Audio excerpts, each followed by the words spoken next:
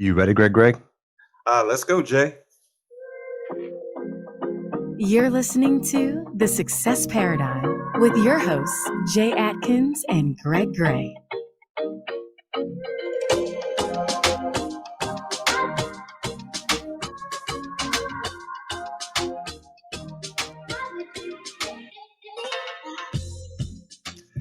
All right, so here we are again on the Success Paradigm with an exciting guest, and so the great thing about this opportunity is that we're getting a chance to talk to people from so many different walks of life, and our guest today is the Honorable Judge Vincent C. Crawford. So Judge Crawford sent his bio, the full bio, and we condensed it a little bit because it would probably take 30 minutes to get all the way into with all of his accomplishments. So we'll get to a lot of those. But Vincent C. Crawford currently serves as the Chief Judge of the DeKalb County Juvenile Court. He also sits by designation in Superior Court. He graduated with honors from Florida A&M University in 1987 with a bachelor's degree in political science. He received his law degree with honors from Mercer University in 1990. On April 4th, 2020, he was actually inducted into the Florida A&M University College of Social Science, Arts and Humanities Alumni Gallery of Distinction. That's a really big deal for those of us who know about FAMU and the honors they bestow. He started his legal career as a staff attorney for Georgia Legal Services from 1990 to 1993, representing women that were victims of domestic violence in divorce proceedings. In 1993, he made career change and was appointed Deputy Chief Assistant District Attorney for Augusta Judicial Circuit. During his tenure in Augusta, he was the Assistant District Attorney in charge of prosecuting violent crimes with multiple defendants. In 1995, he moved to Atlanta and served as an assistant district attorney for the Stone Mountain Judicial Circuit. In 1997, he became a solo practitioner in the areas of criminal, domestic, and juvenile law. On February 27, 2005, he was appointed to the position of Associate Magistrate Judge for the Stone Mountain Judicial Circuit. And on March 24, 2006, he was appointed to the position of Juvenile Court Judge, where he sits currently. He is currently a member of the Georgia Council of Juvenile Court Judges, the National Council of Juvenile and Family Court Judges, and the American Judges Association. He is the past president of the Dekalb Lawyers Association and a member of the Dekalb Bar Association. I told y'all, this is the condensed version, and we continue. Judge Crawford has received several awards and recognition for his commitment to the youth and juvenile court, as well as the community, such as the Romay T. Powell Award, the DeKalb County Juvenile Court Service Award, and the Multi-Agency Alliance for Children, the Shining Star Award for his work with children in foster care, and the Recognition of Outstanding Leadership Award for his work in the community from Jack and Jill of America, Inc., among many more. In 2016, Judge Crawford was appointed chairman by the Georgia Supreme Court for the Georgia Court Improvement Project. He was the only judge in the United States to be invited as a guest speaker to the White House by then President Barack Obama.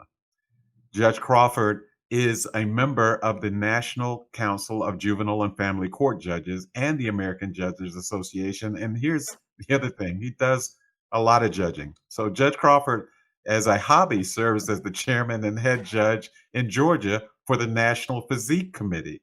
Many of you know that I used to be pretty big before I got a little sick there. I thinned out a little bit. He is also a judge with the International Federation of Bodybuilding, IFBB. And on a point of personal privilege, I would also add that Chief Judge Vincent C. Crawford is also a nobleman of A Phi A. So he's a member of the fraternity Alpha Phi Alpha Fraternity Incorporated, and was really one of the early architects in our chapter in DeKalb County, Georgia, for the DeKalb Alpha's Mentoring Initiative, which has received local, national, and international recognition for its work with youth in our community. So, Chief Judge Vincent C. Crawford, Brother Crawford, welcome to the Success Paradigm. We're glad to have you here. Thank you for the invitation, and I hardly know that guy you were talking about. It's a great bio, and we're excited to do a little diving. So, Well, wrap. Get right We into it. are. Mhm. That was a wrap. Nothing really else to talk about. That's success. If you can live up to that, you can have all the success you want in your life. Wow, that is amazing. I would tell you, I've been in court once for a speeding ticket, and I remember sitting in the courtroom and just looking at the judge and just thinking, "This is the scariest moment of my life. This guy is super serious." So I'm glad to be interviewing you in this element versus in a courtroom, because I mean, when I was in that courtroom, there were criminals, there were speeding tickets, and I'm fascinated by the job that you have to do every single day, and the decisions that you have to make every single day. And so I'm so excited about this interview. I've been looking forward to this for a long time, to actually get in your mind and figure out how you had all this massive success in just a short period of time in your craft, and even judging bodybuilding. I mean, just don't judge us. That's all I'm going to say, is just don't judge Too us. late. So, Judge Crawford, the way we start this off always is, we've heard an amazing bio, and I would love to have 20% of that bio. And I've had some decent success, but you have had massive success, and that's why you're on here, because we want to get inside your brain and figure out the story behind the glory, right? You're in a position now where you've had massive success, and people look up to you, people admire you, you give back. I mean, you're in juvenile court, but you're helping juveniles on the other side and trying to keep them out of the juvenile court system, which is just amazing listening to your bio. But it had to start somewhere, like this drive for success and this drive to climb the ladder, this drive to be the best at what you do. And what we like to hear is that story, where it all started. And you can start where you're comfortable. It could be as a child, it could be in high school, college, but where did it all start for you? And then what I'd also like to know in this process is not only where it started, but a lot of people want to know what failures you had. So express some of those failures to us that you've gotten through. And then more importantly, where do you want to go from here? What's next? So I'm going to give you a short story, and I can tell you where it started. It started with me requesting a ticket from my father when I was in 9th grade to Parliament Funkadelic concert. And my father said to me, he said, "Well, there's a lawnmower up there. I'll bring some gas home tomorrow, and you go cut some yards and get your ticket, get the money for a ticket." So I went out and I cut some yards, and probably after about a week or so, I had my money. But my dad came home one day and he says, "Well, Miss Bruin, the old lady on the corner, I want you to cut her yard." And he says, "I want you to do everything that you do for her yard that you do for the other people that pay you." And I was like, well, back then I charged $6 to cut, and then I had to edge. But back then we didn't have those edgers. You had to take an axe, or you had to go down that long walkway. So I was like, okay, all right. So I said, okay, well, I'll do Miss Bruin's yard. So when I came back to my dad for the concert ticket, he said, I said, "Well, here's my money for the ticket for you to go get." And he says, "No, I don't want the money." He said, "I got the ticket after you cut the first yard." He said, "But I want you to remember this. Always, and whatever you do, give it your best, and you try to get it for yourself before you ask someone else for it." And then he said to me, he says, "Well, are you going to keep cutting yards?" I said, "Yes." He says, "Well, keep cutting Miss Bruin's yard." Now, I thought he was going to compensate me for Miss Bruin's yard, but he said, "Keep cutting Miss Bruin's yard, and don't you ask her for no money." I was like, wow, that yard was always my last one because it took a lot out of me. So I did that, and I had my own lawn service during high school. And then the time came for me to go off to college, and my parents were lower middle income. I know they weren't going to be able to write a check for me to go to college. And my letter came in, and it said, "You owe zero for going to college at Florida A&M University. You have to pay zero." And I showed my dad the letter, and he said, "This is what I want you to understand." He says, "Sometime you give and you keep giving, but you don't stop giving because you never know when it's going to come back to you." He says, "That's the payment for Ms. Bruin's yard." Hmm. And that's where the notion of giving came for me, is that you don't know when it's going to come back your way, and it may never come back with your way, but the fact that you give means a whole lot. And that small investment in doing $8 once a month came back to me, I feel like, through 4 years of paying for college and paying for my tuition in law school. So I have a question, Judge Crawford. Now, there was something that you did in 4 years of college that they told you that you didn't owe anything. So I know the yard and karma and all that other good stuff that you gave the universe, but what did you do in college that made them say you don't have to pay for college? Well, one of the things was I wasn't a great high school student, and my self-esteem as it went to academics, I was an average high school student, and I was a jock. I played football. I also played in the symphonic band, so I played an instrument. So I wasn't. So when I was getting ready to go there, I get this letter back. But what I later learned was FAMU was really on a recruitment, because it was like a 6-to-1 of recruiting Black males. And that's where they had a real deficit. And so they were really trying to recruit Black males to come to school. And just taking a chance on me, I get this letter that says, "Hey, you don't owe any money. Come." And I went early for the early orientation, and that's when I later discovered, because there was a lot of young men that looked just like me. And I was very scared, because my counselor, high school counselor, pretty much told me that I was not college bound, that I should go in the military, because he didn't think I was going to be very, very good in college. Now, I walked out of his office. This is a true story. I walked out of his office, sat down, and I was mad, because I didn't want to go to the military. I wanted to go to college. And I looked across, I held my head up and I looked across, and there was a shelf full of catalogs. And I promise you, FAMU catalog, somebody evidently had pulled it earlier, and it was sticking out. And I pulled the catalog, and back then you had to go in there and pull out the application, and I applied. It was the only school I applied to. It was the only college I applied to. And a month later, I got in, and I graduated with honors.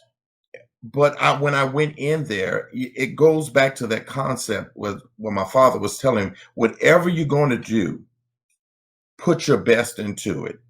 And if you're not going to put your best into it, don't be bothered with it. Don't waste your time. Put your best into it. And yeah, that's how it went. One college, that was it. That is actually a true story of something coming back to you. Like I thought it had something to do with you, and that's a great story of something coming back to you for all the good that you've done in the world. So thank you for sharing that. When you were talking about that moment when you left the counselor's office, I'm just struck by that, because you said you were mad. I think I'd have been mad to tears probably, because there's so many folks that we talk to on a day-to-day basis, just in our regular walks of life,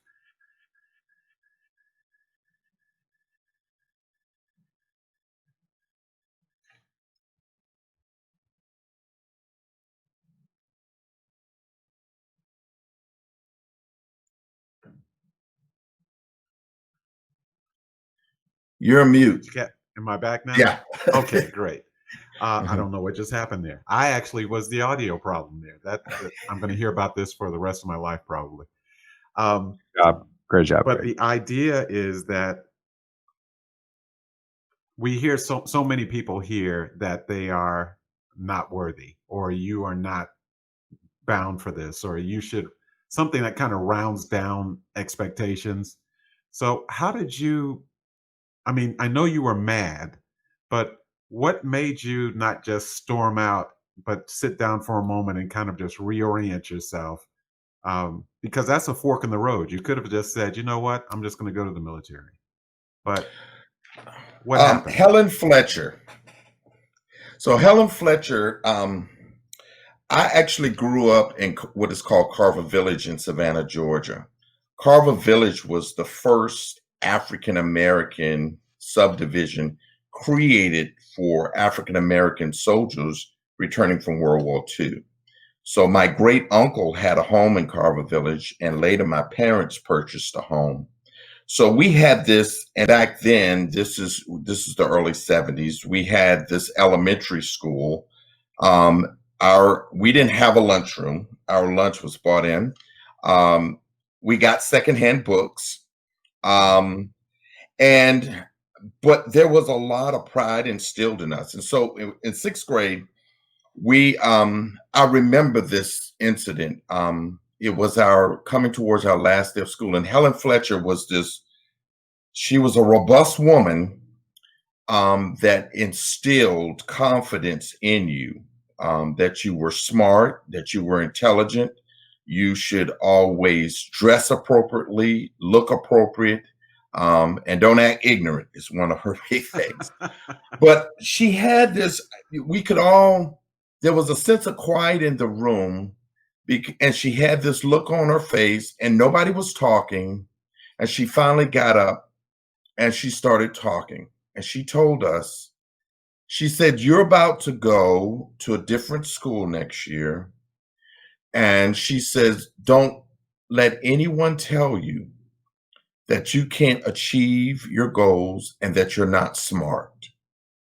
Because she knew we were going to be bused on the other side of town, and we were going to be in a different environment. But for the first time, I could sense a sense of this lady that was so demanding, this sense of fear. Kids could kind of sense, but her babies were leaving her, and they were going into this world that she didn't know what was going to happen. And we got bused to the middle school. And we had a racial incident, and I had a clash. I had a clash with one of the teachers that I thought was discriminating against the Black kids. And I confronted her, and I got sent to the principal's office. I guess that was a starting career of my being a lawyer. But I felt like we were sectioned off in A, B, C, and D. And all the Black kids were in section C and D. So what Helen Fletcher taught us really was occurring. And so she was doing all of these great things with the kids in section A and B, the white kids, and we weren't getting it. And so I confronted her about that and got sent to the principal's office. And when I got home, I just knew my dad was just and I told him what I felt like was happening. So my father came up to the school and he says, "Well, I want to know why my son is not getting the same education as the other kids in A and B. She's the history teacher. She's teaching everybody the same thing. Why isn't he getting it?" And he says, and he's not going to get suspended for advocating for something that he thinks is unjust and unfair. So why isn't he getting it? And we got the same privilege as them. Guess what it was? To do a mock trial. It was to do a mock trial. Wow. Yeah. So little did I know, fate would have it, right? So, Right. But it was from her, and then being able to sit across from those catalogs is to say that, this man had just told me something that I didn't believe. And I couldn't accept. Now, I could have adopted it adopted that philosophy of what he had in terms of me. And I would tell young people later on, don't let anyone paint your picture. You're your own artist. Paint your own picture. But I didn't let him do that. Irony of it is, when I was graduating from FAMU, they invited me back because I was senior class president. They invited me back at my high school. They invited me back to speak at the banquet, and guess who I sit next to? Wow. Him. Okay. Yep. The world it's full circle. It will absolutely go full circle. Yeah. So Ms. Fletcher's words. So Judge Crawford, so a couple things that I heard in there is you were wise beyond your years when you were in middle school. And what I mean by that is just to see the social injustice, to speak up and say something which I wish more people did, especially at that age. And for you to see that, you have a gift. And I think that's why you've had so much success, is this gift of speaking your mind. And I think a lot of times the most successful people in the world do two things, in my opinion.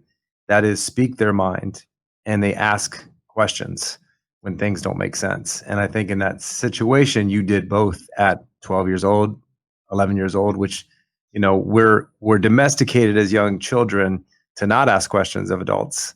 And we're also domesticated as young children to be quiet. So I love the fact, you know, what I love about these interviews is when I'm listening to your story or listening to these stories from you, you know, sometimes we live in our own world and we don't realize it, but I can see why you've had massive success. I do have a quick question that just when you were speaking, I've always kind of wondered this. You know, you go to school to be an attorney, and then you are a judge, which I know it's the law, but what is the drive? Because everyone doesn't have that drive. What is the drive to be a judge versus being an attorney, either prosecuting or defending people? So what was it for you that made you want to make this jump into being a judge, and especially of juveniles? Can I back you up? I wasn't going to law school. I had no intentions of going to law school. After my junior year, I was one of 25 African-American students invited to the Ralph Bunche Summer Institute at Southern University and Louisiana State University. And so what they did was they took the top 25 Black students across the nation, brought us there with the idea that we would go get a PhD in political science. So at the end of the summer, they invited all of the top PhD programs to recruit us. So you're in the room with Harvard, Yale. Now, you were admitted. That wasn't the issue. The issue was how much were they going to give you? What kind of package they were going to give you? So you could be talking to Harvard and they would say, listen, you know, we're going to give you an $800 stipend plus books. And then you get over here and Yale comes up to you and says, well, what did Harvard offer you? And you go, $800. They go, well, we can do better than that. We'll give you $1,200 stipend. And this was fascinating to me because a young Black man, someone has put value on my knowledge and what's in my mind. And that was just fascinating to me. And this went on for about 2 or 3 hours. So when I came back to FAM that fall, my senior year, I was going to get a PhD. And so I walked by this thing that said free LSAT test. So you can, you know, they were offering free studying for it. So I said, oh, well, why not? So I went and did it. And then I said, okay, well, if I'm going to study for this thing, I might as well apply to 2-3 law schools. So I applied to 2 or 3 law schools. Mercer was one of them. And so I'm headed off.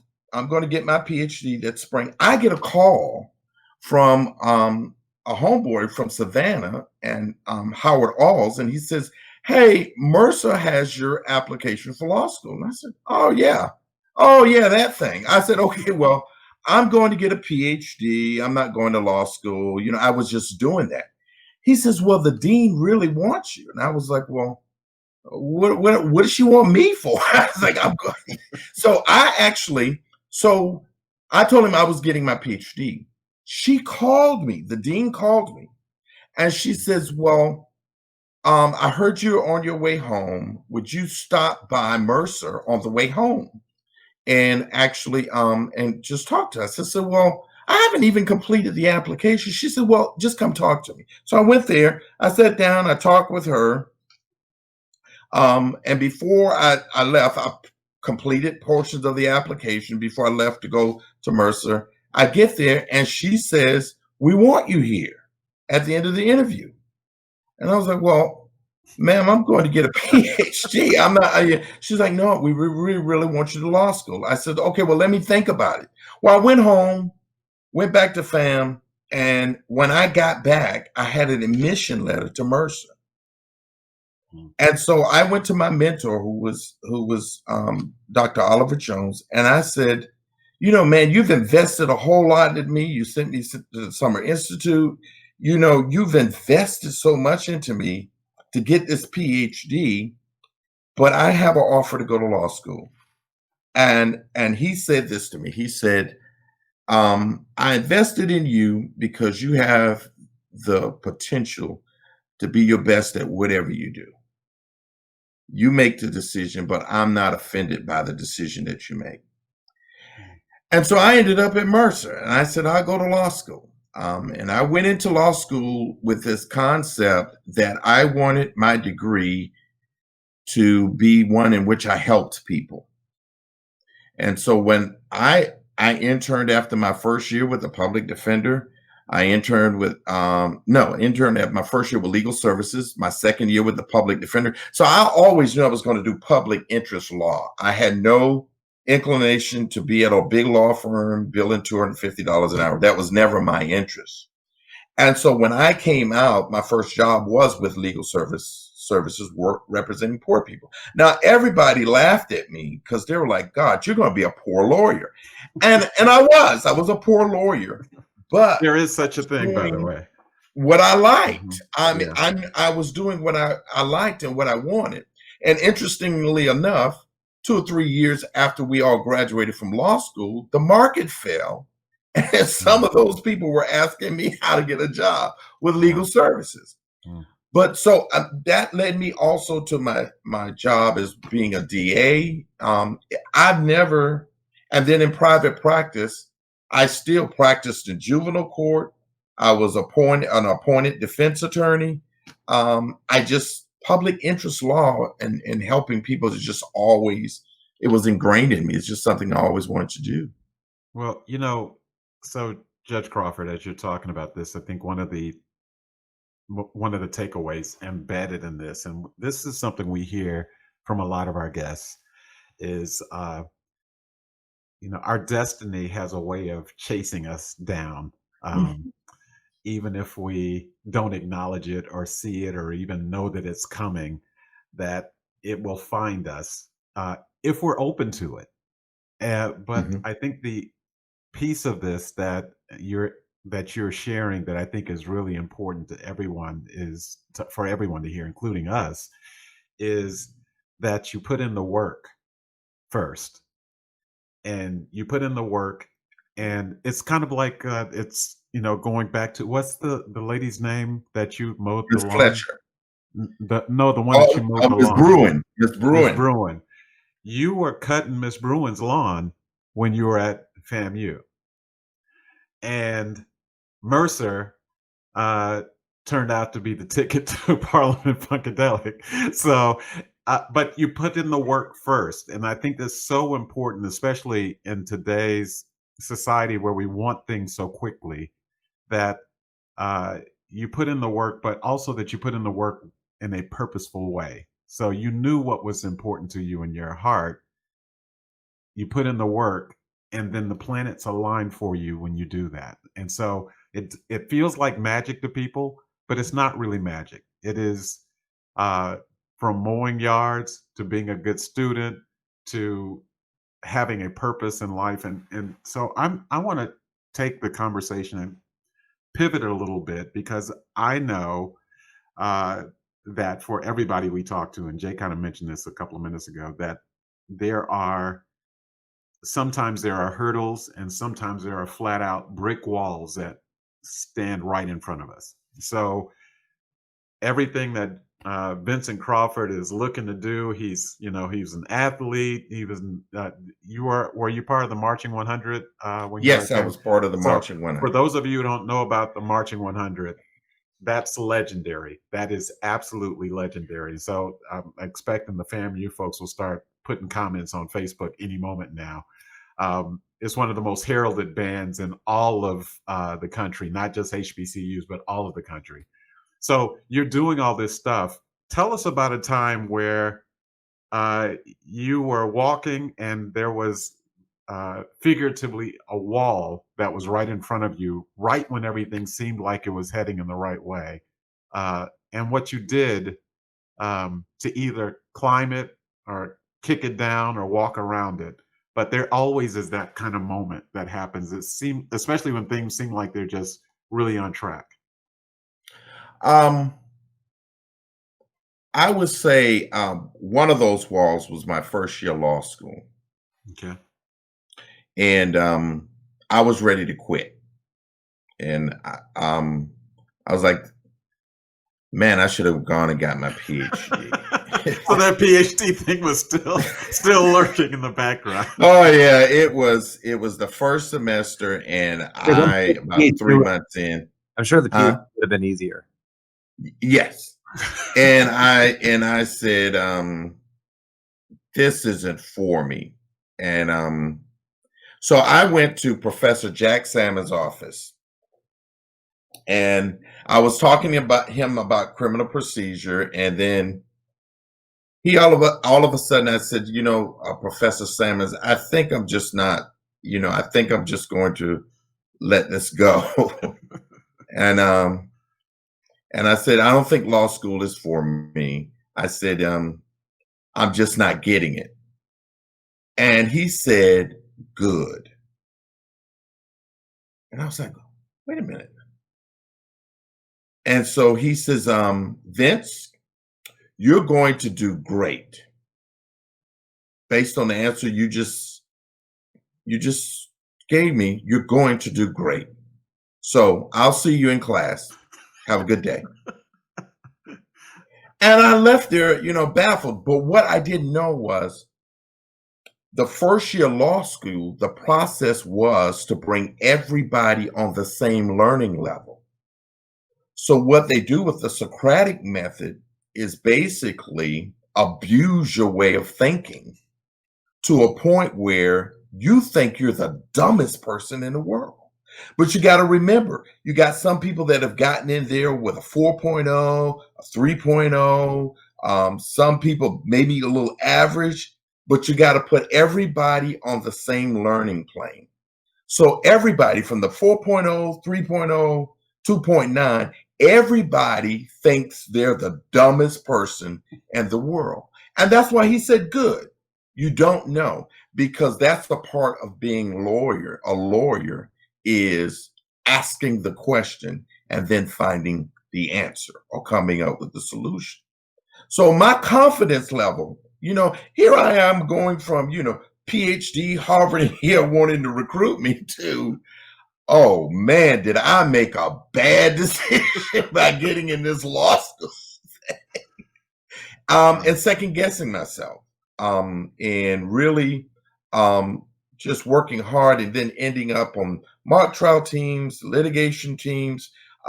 It was an incredible, and actually being an intern at the National Criminal Defense College and seeing Johnny Cochran and all of that is located at Mercer, and they would all come in the spring, and I was an intern and I got to video them and see them in action. And you seeing all of these nationally acclaimed defense lawyers come in actually doing this work. And I was like, man, that's public interest law. That's what it was. But yeah, I was ready to call it quits. And that was that wall. Well, again, and what I like to do is kind of recap success paradigms here, because, one, he knew your language. He knew most humans' language, and that is he challenged you. And the challenge that you've had with everything and understanding them, you just always overcome them. And I think that's a key element to success, is facing the challenge and then overcoming it, because your father's message was ringing in your ears. If you're going to do something, give it your best, or just don't bother with it, right? And that's basically what he was saying to you is, Yeah. good, you don't get it. So Right. let's get it. Like, apply yourself more. So I'm gonna do a little reiteration of that question though. I want to know what in your lifetime one of your biggest failures, and Greg tap danced around the word obstacle, whatever. Failure, because failure is a part of life, right? We've all witnessed failure. So your biggest failure that actually gave you your biggest lesson that actually drives you today. That's hard, because I didn't know this until I read this. The Dalai Lama has this quote that says, "In all you do, get the lesson." So when that term failure it's when you don't get the lesson, because then you're going to repeat that until you get the lesson. Great answer.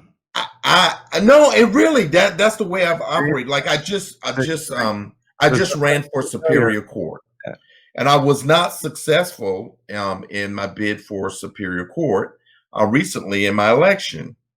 And people are like, "Oh, that's really," and I'm like, "Well, what are you owing for?" I mean, I was like, they were like, "Well, how do you feel?" I'm fine.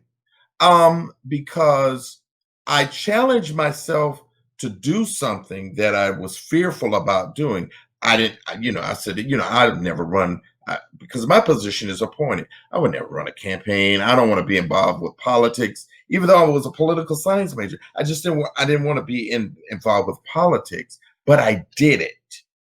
And I learned a lot about me during it, because I had to run a campaign during the coronavirus, when funds weren't coming in, because everybody was home, people weren't, and so I just learned from that process a lot about me, and that whatever the challenge is, get the lesson.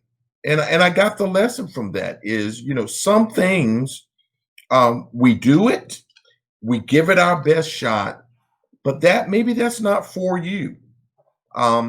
But what you learned in the process of trying to acquire that is what's important. I got to meet tons of people that I never knew existed in the community. Got to get additional resources for my juveniles by the fact that I'm running this campaign for Superior Court and meeting these people that have these other resources. So, yeah, I don't. It goes back to Miss Bruin's yard and my dad. Give it your best, and go for it. And sometimes you're going to come out successful, and sometimes you're not. But I agree with the Dalai Lama. What was the lesson? It's the lessons on the way to success that are important, because I believe a lesson not learned is one repeated. Yes. So let me ask you real quick before Greg asks you a question. Do you think you'll run again? I'll be 55 this year. You're young. And I'm young, yeah, but I can't see myself at 60 running for office. I don't know. I'll never say never. Because you know what? I told someone, I said, I'm never going to become a judge, because I'd gone to FAMU. I'd gone to law school, and I enjoyed litigation. And I said, I'll always be a litigating attorney. I'll never. Okay, true story. So I'm at lunch, and I have my private practice. I'm at lunch. And the chief judge of magistrate court walks in, and he says, "Hey, why don't you come by the office? I want to talk to you about something. This is a Friday, right?" So I said, "Okay, sure." So I'm like, man, what did I do? I've messed up in court or something. I've made somebody mad. So I go by Chief Judge Bethel's office, and he says, "Well, I'm going to put your name into the 9 Superior Court judges for you to become an Associate Magistrate Court Judge." And I'm like, "Huh?" He's like, "Yes." I said, "Oh, okay. All right." He says, "Is that fine?" I said, "Oh, okay." Now, I had no inkling that that's what we were going to discuss. So I said, "Okay." So, I don't know. I practiced in front of all of the Superior Court judges, and I knew them pretty well. He calls me Monday morning, and he says, "I put your name in that afternoon. They all signed off on it immediately. And so when do you want to start?" Friday, I'm in private practice, and Monday morning, I'm an Associate Magistrate Court Judge. And I was like, "Well, Judge Bethel, you got to give me some time. I need some time to absorb this." And I started about a month later, and about a year into it, Judge Nash retired in juvenile court, and I get a call, and it says, "Well, are you going to apply for this?" And I said, "Yeah, I'll apply for it." And because I was sitting part-time as a magistrate and in juvenile court, I would sit part-time over there. I said, "Yeah, I'll apply for it." And it was a full-time position. And lo and behold, they called me and says, "Well, hey, you got the position of being the juvenile court judge." So that's where I've been. So that this path that you've been on, Judge Crawford, has some. I'm just listening to this journey, and there's something that keeps coming up. People keep calling you to the office. It seems, literally in some cases, and figuratively in other cases. So your father called you to the office to tell you how this ticket's going to work. Miss Fletcher, with you in the room, called your attention to how you should feel about yourself going forward.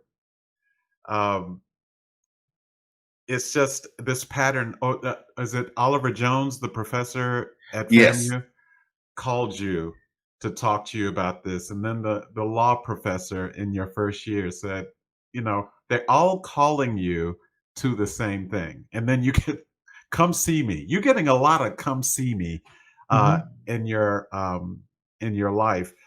There's something I wanted to circle back to on with what you were talking about with the election, because I'm here locally and I saw it.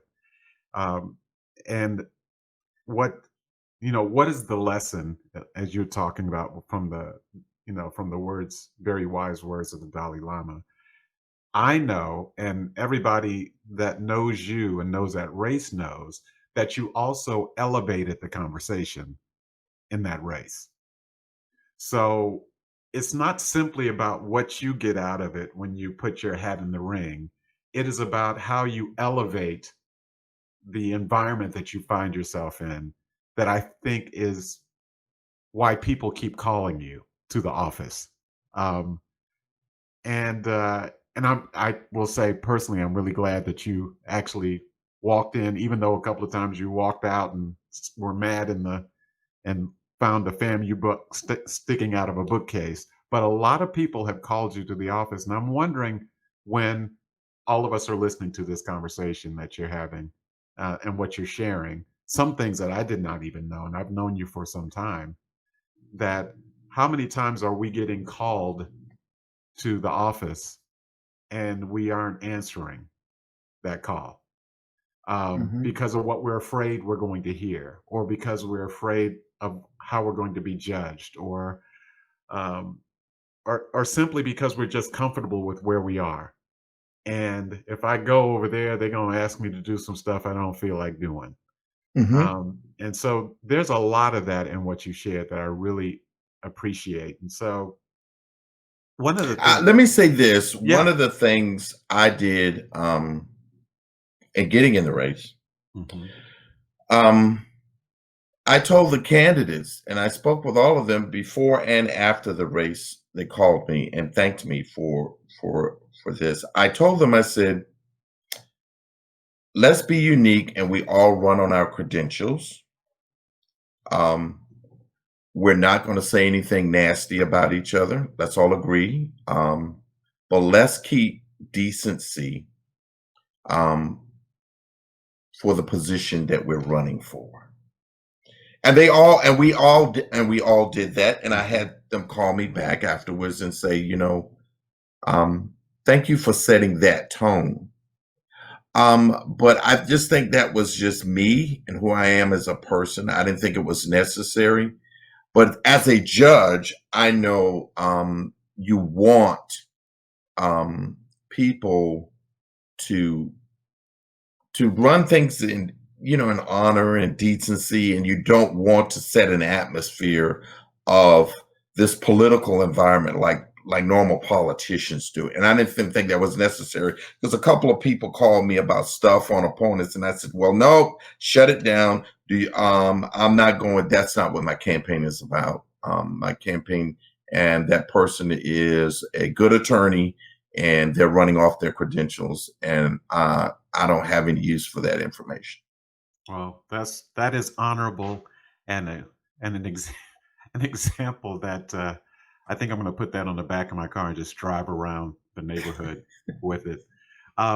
So you've done so much for the youth in the community.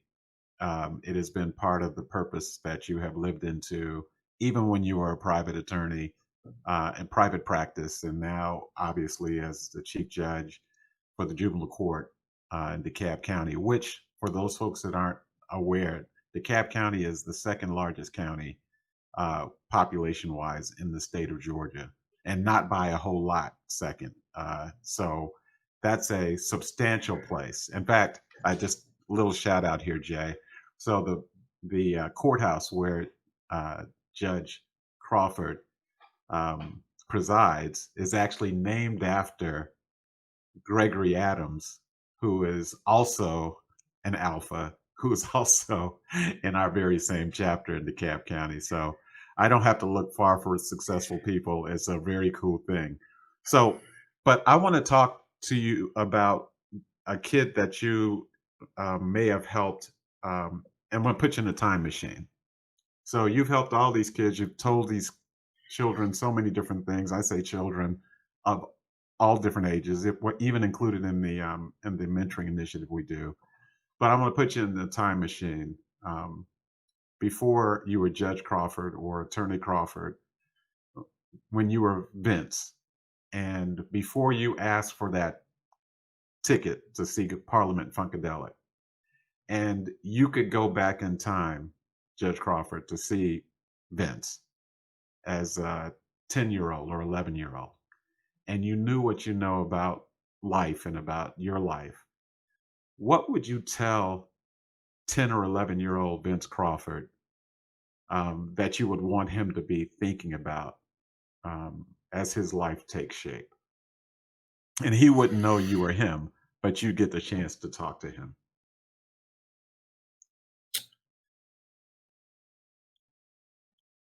Life is a journey,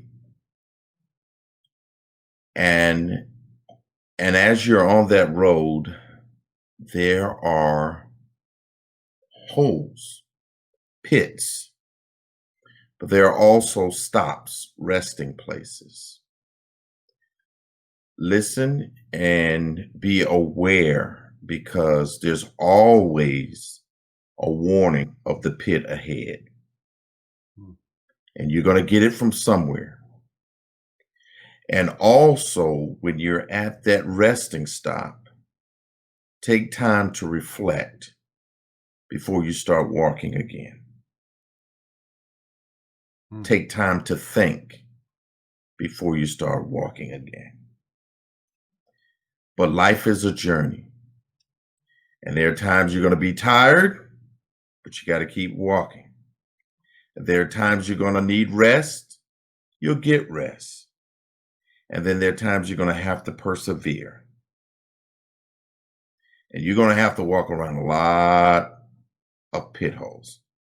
That's not what I thought you were going to say, but that's close enough. Yes.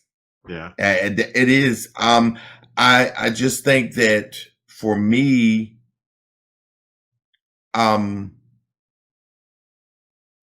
the listening part is important. It's taking that time to reflect on what Miss Fletcher said, taking that time to listen to Dr. Jones, taking that time to listen to Professor Salmons, taking that time to listen while I'm stopped. I'm at that moment of rest.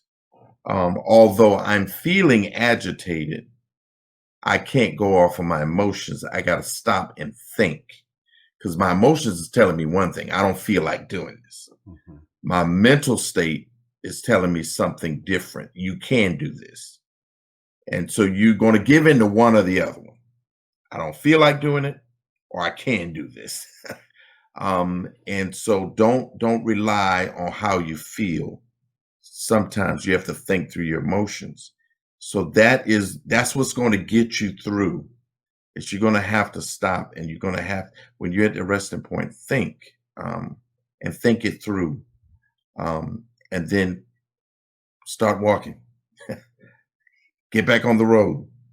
It's a resting stop, not it's not permanent. It's not meant to be permanent. Keep going. Keep going. I have a pretty good sense of people, Judge Crawford, and I have this sense in court when you have juveniles making mistakes and not thinking and reacting, that you probably have a mission of having a small conversation with every single one of them and letting them know how they could change their life. And with that being said, if you could leave every single juvenile that's messing up, making bad decisions, at the end of every decision that you make, and you say, I'm going to leave you with 3 things that you need to do that's going to change your life. And it would be your legacy that you're leaving them with, that they're going to remember forever. And it could be tattooed on their arm. It could be, something they hang in their cell while they're doing their time, if they did, or get out. But what would those 3 things be at the end of every single thing that you say, do these 3 things, it'll change your life? What would they be, Judge? All right. I start everything with a story. Okay, so this is no different. I was on the bench, and a detective came to me, with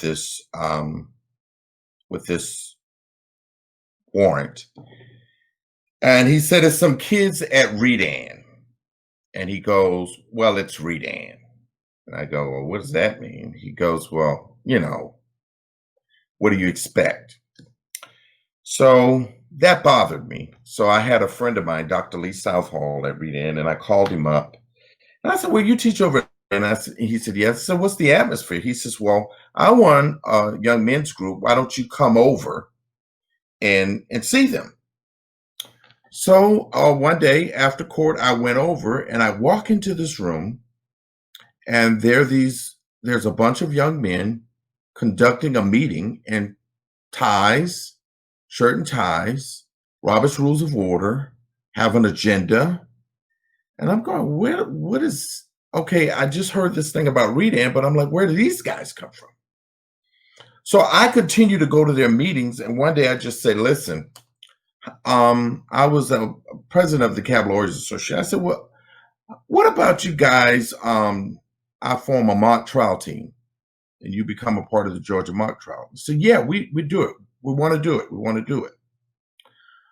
Long story short, out of Redan, I now have, and off that mock trial team, I have 3 lawyers, and I have 2 that weren't on the mock trial team, but that were a part of the men of Redan.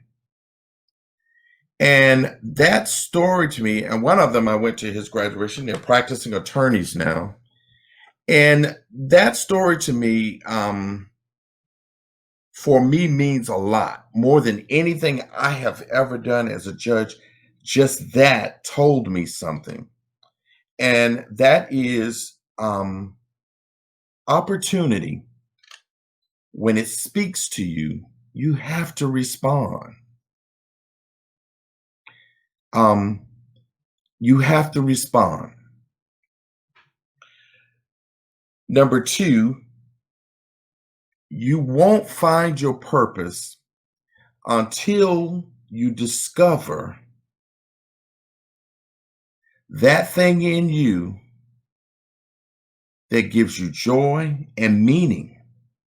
And what I mean by that is, I often give kids this story. When you were born with a gift, and at the same time, someone was born with a need. And your purpose in life is for that gift to catch up with that need. So Vince Crawford didn't know this little nappy head kid on Park Avenue in Savannah running in and out of his granddaddy's grocery store, that at that time, those young men of Redan, years later, would need him to take his robe off, step off the bench, come over to their school, and offer them an opportunity. And those young men are living their purpose. So you got to find your purpose. And that's where I think a lot of young people are tangled up, is finding their purpose. And finally, what you put your energy into is what's going to give you meaning. And that's where I think, even for the young men in our program and the DeKalb Alpha's mentoring initiative, I'm in charge of the seniors this year, but I've been in charge of every group. Yeah. Yeah. Sometimes multiple groups. Yeah. Multiple groups. Yeah. And, some of the young men I still keep in touch with. And one of the first things I ask them is, what are you putting your time and energy into right now? And not only that, what's the return on it? Because if you're putting all of your time and energy into something that's not giving you a return, there's a problem. And you're not getting any closer towards your purpose. So what do you put? Are you putting your time and energy into your education? You're putting your time and energy into your profession. What are you putting your time and energy into? Because if it's not giving you any reward, then you're not living your purpose. You're just living. And you're just walking. You're just like a zombie. You're just walking, but you're not living. Well, you know what? You have some good stories, Brother Crawford. Sure.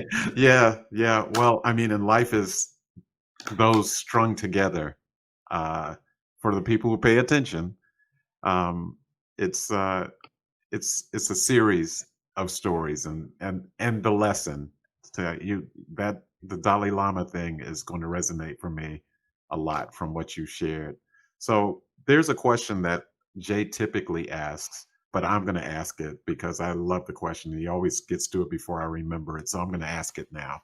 So, because we're trying to get people, including us, to be thinking in actionable ways when it comes to success. So there's theory, there's philosophy, but then there's the practical, what am I doing thing? So one of the favorite questions that we get a chance to ask guests is this one, and it's about habits. So what one habit do you have that's a daily habit that you have that you believe if people could adopt this one habit, it would radically change their trajectory toward the success and purpose that you spoke about just a moment ago? Being consistent. That is the one thing, to the point of even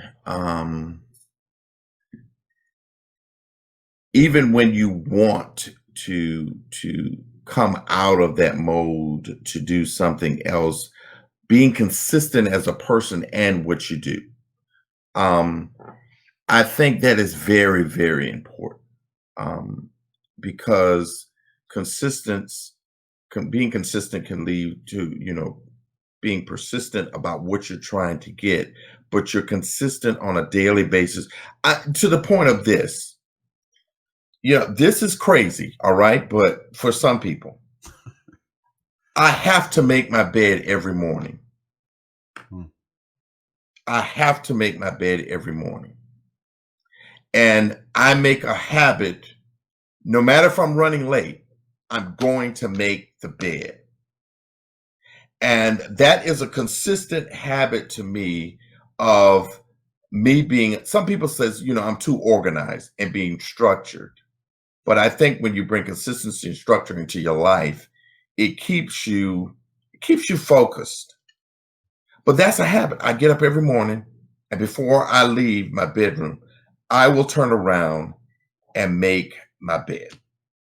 I have to do it. But that is just something with me, even with,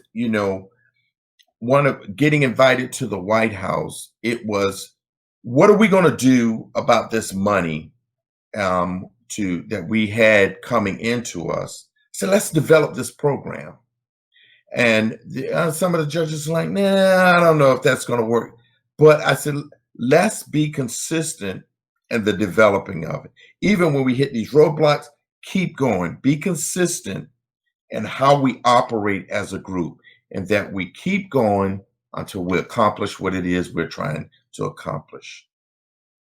And I think for any leader, when you have people around you and they see that you're consistent, either you're consistent in being fair,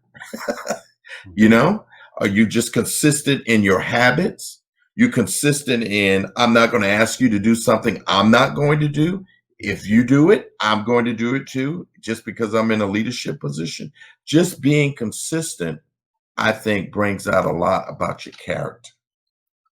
Yeah, I completely agree with you. And yeah, Greg, you stole one of my questions. I love that question.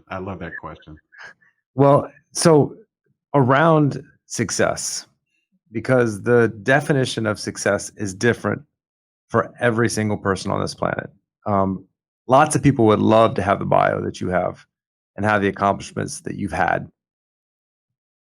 But when you hear the word success, what does it mean to you? Because some people it's money, some people it's fame, some people it's volunteering and helping thousands of people, giving millions of dollars away. But when Judge Crawford thinks of success, what is it? Have you arrived? Or what's next?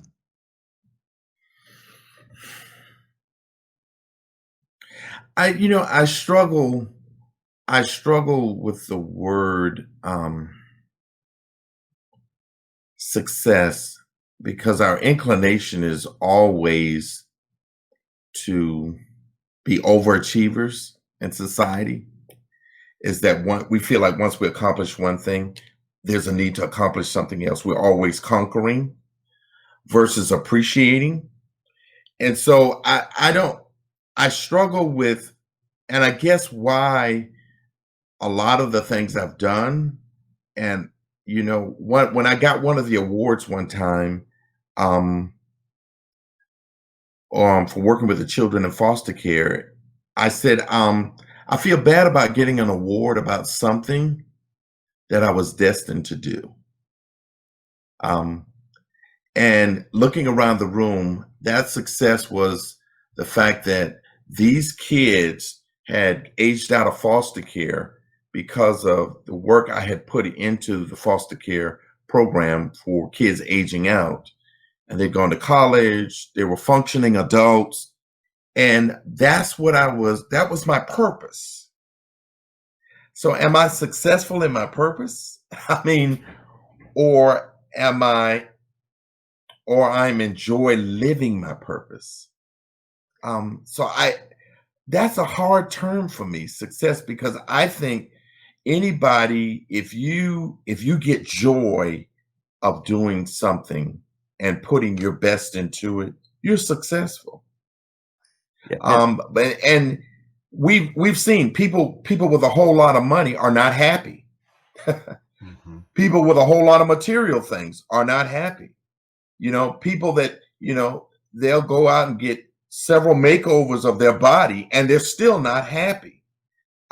because I think we're always trying to find some measure of success from something outward versus something internal. And I think there are a lot of people that feel like they are successful in life. They don't have a whole lot of money. They don't drive a nice car, but they're living their purpose. And they feel like they're just successful in life. And so that's, I don't think success is in something. I think success is in you. And that's a Because great, people measure success in something outside of themselves. I got a car, I got the car I always wanted, so I'm successful. I got the house I always wanted, so now I'm successful. No, you're not. You're happy with what you got, but that's not a measurement of success. yeah. And that's why I think we asked the question, because I think everyone looks at success differently. And I love your view on success. If you get joy out of what you're doing or what you're giving, then that's success. And there's no wrong answer, right? I mean, so, whatever your individual success is, whatever your individual goals are, I think it's important to chase that, because if that gives you joy, then I can't judge the fact that that gives you joy. And if you don't have the nice car, don't have the nice house, and you're able to spend time giving back and spending with your family, and that's what success means to you, then, and I'm all behind you. Like I support you, because I'm all about happiness. And I think that's what success is. What you just explained is joy. Joy is happiness. And how much happiness do you have in your life? How fulfilled are you? And There you go. I love that definition of, are you fulfilled or not? I mean, because that's success. Are you living your Right. best life? Right. So it's I don't think we've had anyone answer that question. That's why I love doing these podcasts, because we've never had anyone actually say, I don't know about that whole success thing. And the name of the podcast is A Success Paradigm. And the way you so eloquently just put that reminds all of us, or should remind all of us, that, the teacher, when you can remember Helen Fletcher's name and remember that speech that she gave you. I mean, it probably didn't seem like a speech then. It just probably felt like Miss Fletcher, telling us what was on her mind, because that's who she was. But the fact that you are here at 55, established as the chief judge of the Juvenile Court of DeKalb County, and that you can call Helen Fletcher's name, means that Helen Fletcher was a success. And I think it's really important for us as we have these conversations every week, and it's funny how they kind of continue to take shape in that form. I think to some degree success for all of us is, and I don't know, you were how old were you when Miss Fletcher? I was in 6th grade. So you were 11 years old, 10 or 11 years old. So 45 years ago, this happened. And I think part of our opportunity when we think about success is, who will speak of us 45 years from now, when we have no idea that they even said our name, and invoke our name to say, you know what, Judge Crawford, when he took that robe off and came to hang out with us at Men of Redan, and ... Those are the moments, and they shape out all different types of ways for different people. It doesn't downplay anyone's success gathering stuff. But ultimately, who speaks your name 50 years from now and say what the way you spoke Helen Fletcher's name? Because I kind of almost wish we could get her on the Success Paradigm right now, because that would be powerful. Yeah. One of the things that I think about, I had one of the child advocates tell me, she said, and this was very profound to me. She said, Judge, when we can change the life of one of these kids coming out of foster care, she says, do you realize we're changing generations? And I thought about that, and I said, you know what? dysfunctional children become dysfunctional adults. Dysfunctional adults create dysfunctional families. Dysfunctional families become dysfunctional generation. So it does start with the child. If you change the paradigm of the child, you change generations. And so I don't, every kid, I thanked those kids that became lawyers. I just thanked them for letting me be a part of their journey. I didn't change anything for them. All I did was offer something, and they took a hold of it and they ran with it. But they're lawyers. I got the one female that was in the group. She's going to law school this fall. So I got notice of her from that. So I did her letter the other day. But my whole thing, and even while I work in my mentoring program with our boys, I'm with this and the climate that we have, I am so fearful for them. But I think back on Helen Fletcher, and I have to give them that confidence that, listen, there's a pitfall, there's a pit ahead, and I'm going to tell you where it's at. And when you get to it, you're going to have to make a decision. Either you're going to fall into it or you're going to find a way around it. But you got to keep moving. My dad used to tell me, it's hard to hit a moving target. and when people are going to put a target on your back, that you may not be able to help that, but you don't have to give them an easy aim. You have to keep moving. And so that is the one thing that as well as I do, Greg, is when they become bulls and they leave us. We just hope we gave them everything to get around that pitfall or to don't fall in it. And and when I hear from one of them that, I'm doing great, it's like, whew, what we gave them, they're using. The tool I gave or we gave you, they're using. That is my, I guess I'm like a parent. In our mentoring program, we're like parents because we always want to know how our kids are doing. And how they develop into men. So, but changing the life of a kid and whatever we have to offer. So what little I have to offer, I give. That's awesome. I hard to hit a moving target. That's profound because I think when you're successful, you're always a target, especially for people that are not, successful because they want to bring you down to their level to feel better. So if you're a moving target climbing the ladder of success, they're not going to be able to hit you. I love that. That's right. Keep moving. Don't stop there. Don't stand there arguing with people about your success or what you're trying. Just keep going. It's a good visual. If you're arguing, you're standing still. Like keep moving. Right. Oh boy.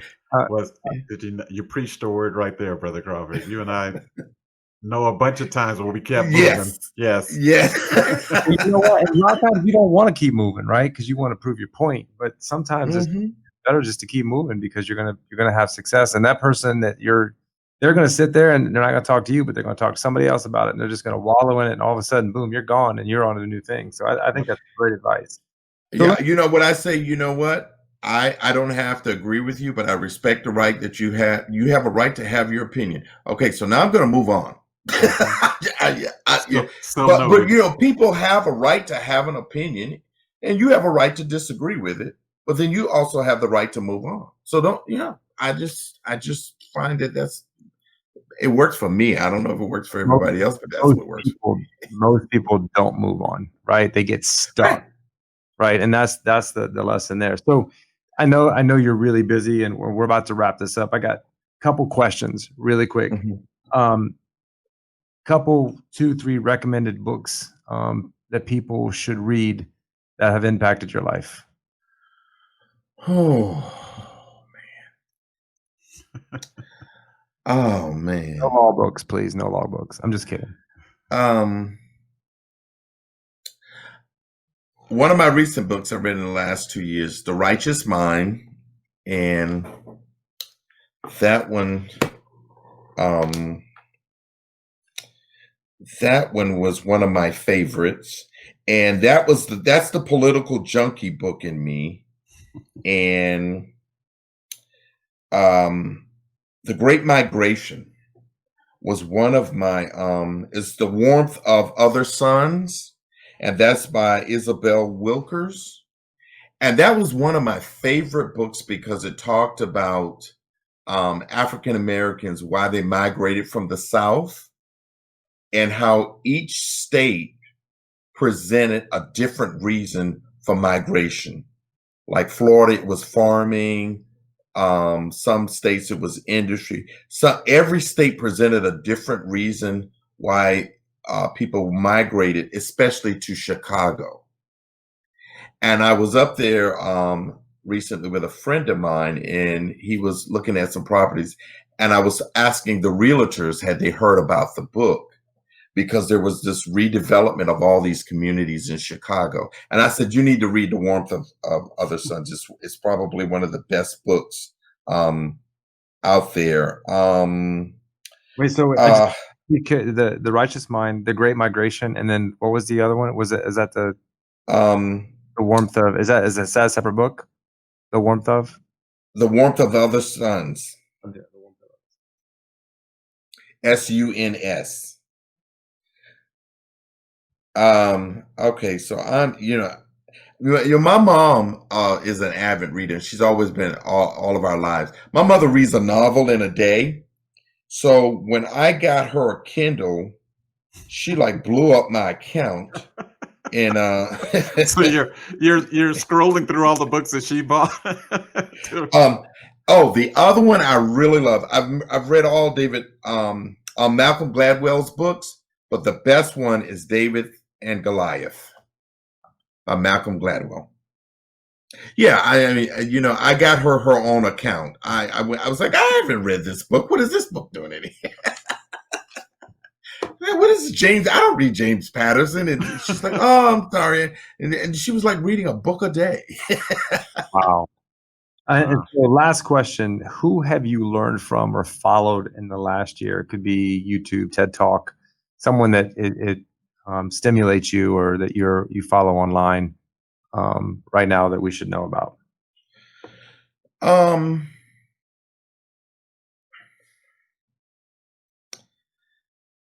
I actually when I go on YouTube, I like to listen to the guru. I like his look on life. And let me oh gosh, I can't remember his name, but I'll go on there and I just like looking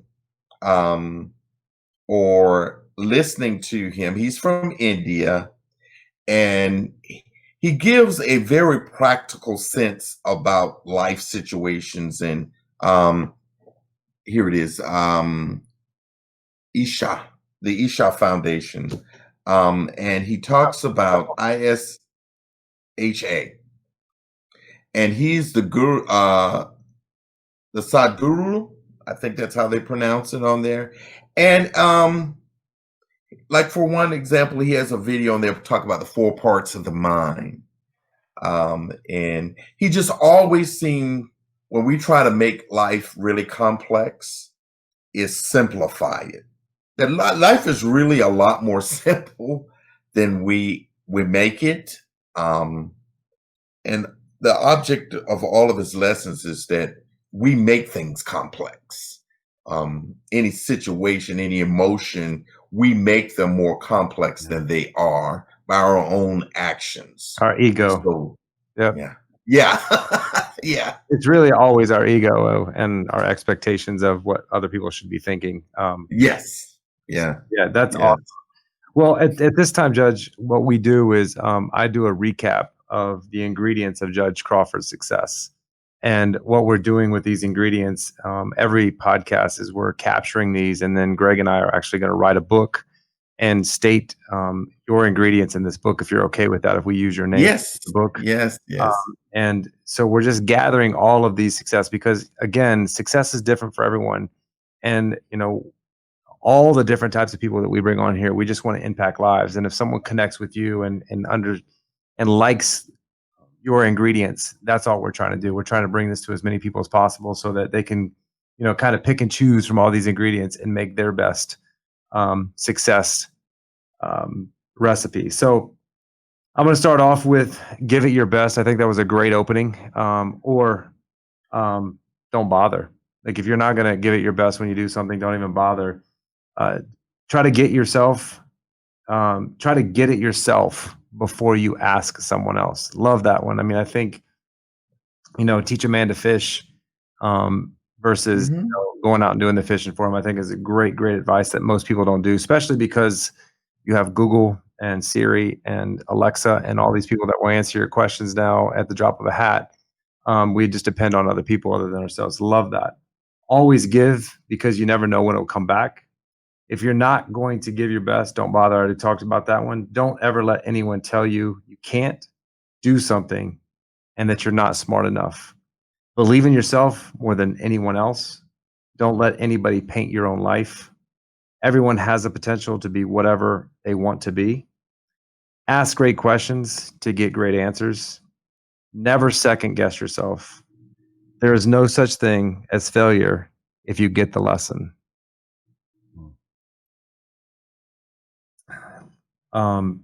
Life is a journey. There are holes, pits, resting places. There's always a warning of the pits and holes ahead when you listen. When resting, reflect. Listen and reflect before you react and make a decision. Never, ever make an emotional decision. Take your time. Opportunity, when it speaks, you have to respond. If you want to find your purpose, you need to find joy in meeting. What you put your energy into is what you'll give meaning. Be consistent as a person, and what you do when you be consistent as a person and at what you do, and even when you don't feel like it. Keep your bed made literally and figuratively, because if you got a messy bed, you got a messy life. And that doesn't necessarily mean just your bed, but keep your bed made. If you get joy out of what you do and what you give, success is all about fulfillment and happiness. This one's my favorite. Keep moving, because it's hard to hit a moving target. And when you are successful, you're a massive target. Books that you recommend is David and Goliath, The Righteous Mind, The Great Migration, The Warmth of Other Suns with a U. And the person that you follow is Isha Foundation. And their favorite part of what you follow about him is the 4 parts of the mind. And I'm going to go back to this one because Judge Crawford, there's always one that I can't read because when you're speaking fast and dropping knowledge, sometimes I'm writing in 2 different places. So terrible handwriting. handwriting. I got it. Terrible handwriting is really what's going on here. That's right. I should have been a lawyer or a doctor. Keep decency at the top of the list of how you interact with people, no matter how you feel. So that is the ingredients of the Chief Judge Crawford. And thank you so much for your time and dropping your history, your knowledge, your stories that were awesome to listen to. I just appreciate being in your presence. And I personally think you should run again. That's just my opinion. The Righteous Mind is by Jonathan. I don't know how to pronounce his name, but it's Haidt. And if you don't mind, I want to dedicate this to my grandfather, James Crawford. He could not read and write, and he ran a confectionery store, and he made sure everyone in the neighborhood had food to eat. He made sure that all the kids, when they got in trouble, the police would come to him to rectify the situation. But he made sure his son got a high school education. And then my father made sure his kids went to college, and his kids made sure their kids went to college. So it started from that great man, James Crawford, with just the wisdom of having a vision for what he didn't have for his son, and his son having a vision for his children. Well, Awesome. Nice dedication. of course, we would wrap this with you showing that kind of love for someone that is an inspiration to you. And you are an inspiration to me, Brother Crawford, and to many, many more. And so I think it's important to say that out loud so that the world knows that you are one of my mentors, and we are so happy to have you. So thank you for joining us today. Thank you. I enjoyed it. All right. Good stuff. All right. Bye. Bye-bye.